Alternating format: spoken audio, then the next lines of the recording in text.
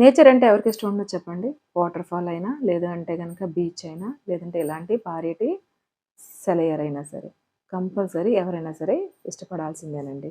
చూస్తున్నారు కదా లొకేషన్ ఎంత బాగుందో. ఎక్కడ అనుకుంటున్నారా? ఇక్కడేనండి, మన ఈస్ట్ గోదావరి దివిలి పక్కనున్న రాజపాలెం అండి. రాజపాలెం బీచ్ అంటారు. కాకపోతే అది బీచ్ ఏం కాదు.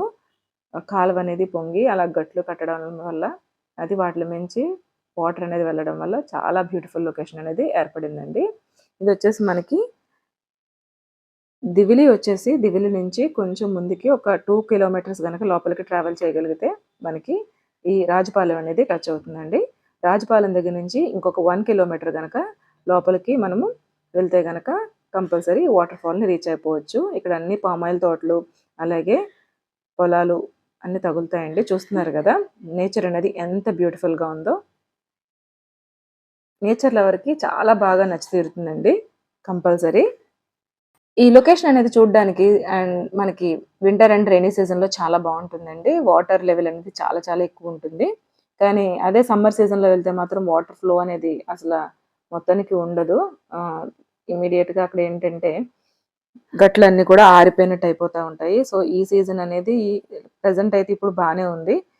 ఈ మంత్ ఎండ్ వచ్చేటప్పటికి మార్చ్ మంత్ ఎండ్ వచ్చేటప్పటికి అది వాటర్ ఫ్లో అనేది తగ్గిపోతుంది.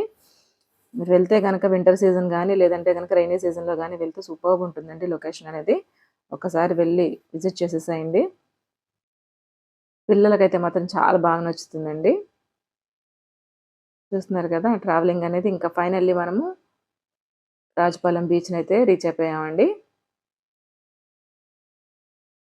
కొంచెం వే అనేది కొంచెం టఫ్‌గా ఉంటుంది. కానీ వెహికల్స్ అయితే వెళ్తాయి బండ్లు. కార్లనేది లోపలికి మూవ్ అవ్వండి. చూస్తున్నారు గదా! లొకేషన్ అయితే రీచ్ అయిపోయాం.